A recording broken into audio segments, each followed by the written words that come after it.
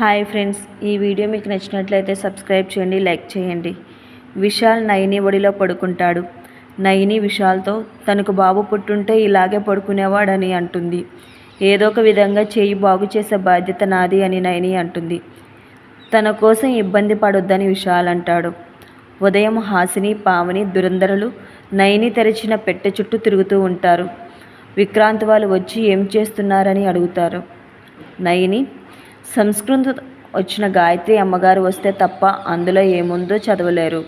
అప్పుడు తిలోత్తమ, గాయత్రి అక్కే రావాలా? సంస్కృతం వచ్చిన ఎవరైనా చదువుతారు కదా, రప్పిస్తున్నాను అని. విశాల్, అమ్మ, బయట వాళ్ళకి ఈ విషయం గురించి తెలియడం ఎందుకు? దురంధర, బయట వాళ్ళకి తెలిస్తే మునులు కూడా వాట అడిగే రకం. తిలోత్తమ అంటుంది, నేను చెప్పిన వ్యక్తి ఈ కాగితాల్లో ఏముందో సరదాగా చదివి వెళ్ళిపోతారు. డబ్బులు కూడా ఇచ్చేసా. గాయత్రి పాప బయటికి వెళ్తుంది. ఇంతలో తిలోత్తమ చెప్పిన వ్యక్తి వస్తారు. నయని ఆయనతో చదివించడం అవసరమా? అంటే తిలోత్తమ విశాల్ చేయి తగ్గాలి కదా అని అంటుంది. ఇక గాయత్రి పాప బయటికి వెళ్ళిందని తెలియగానే విశాల్ తన తల్లి వస్తుందని సంబరపడతాడు. గాయత్రి పాప పడుకుంటే గాయత్రీదేవి వస్తుంది. తిలోత్తమ తెచ్చిన పూత అనే వ్యక్తి ఆ పెట్టెను తాకి షాక్తో పడిపోతాడు.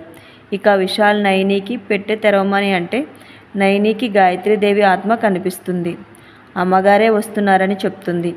అందరూ సరదా పడతారు. తిలోత్తమ షాక్లో తెగ కంగారు పడుతుంది. గాయత్రీదేవిని చూస్తుంది. గాయత్రీదేవి, నయని, నేను అనుకున్న ప్రకారం పెట్టె తెరవడానికి సమయం వచ్చింది. విధి విధానుసారమే విశాల్కి తేలుకుట్టింది. నయని, బాబుగారు కలిసి మాతో ఉంటున్నారు, కానీ నొప్పిని ఆయన ఎంత అనుభవిస్తున్నారో నాకు తెలుస్తుంది అమ్మగారు.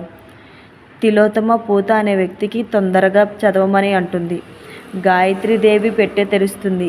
ఇక గాయత్రీదేవి తిలోత్తమతో, నువ్వు తెచ్చిన వ్యక్తికి త్వరగా చదవమని చెప్పు అని అంటుంది. తిలోత్తమ చెప్తే ఆ వ్యక్తి చదవడానికి వెళ్తాడు. శనివారం ఆంజనేయ స్వామికి వరమాల సమర్పిస్తే మీకు పట్టిన గ్రహపీడ పోతుందని అందులో ఉందని చెప్తాడు. అందరూ షాక్ అవుతారు. ఆదివారం దీపారాధన చెయ్యాలని అతను అంటే గాయత్రీదేవి పెట్టెతో అతనికి ఒకటి ఇస్తుంది. దాంతో ఆయన అటు ఇటు తిరుగుతాడు. ఆయనకు సంస్కృతం రాదని, అందుకే గాయత్రీదేవి కొట్టిందని అందరూ అంటారు. దాంతో తిలోత్తమతో పాటు అందరూ ఆయన్ని చితకొడతారు. చివరకు ఆయన తనకు సంస్కృతం రాదని ఒప్పుకుని పారిపోతాడు. ఇక నయని, తిలోత్తమ గాయత్రీదేవి ఆత్మ కోసం వెతుకుతారు. గాయత్రి పాప నిద్రలేస్తుంది. పూతాన్ని చూసి నవ్వుతుంది. డబ్బులు వేస్ట్ అయ్యాయని తిలోత్తమ, వల్లభాలు ఫీల్ అవుతారు. నయని, హాసినిలో అక్కడికి వచ్చి సెటైర్లు వేస్తారు.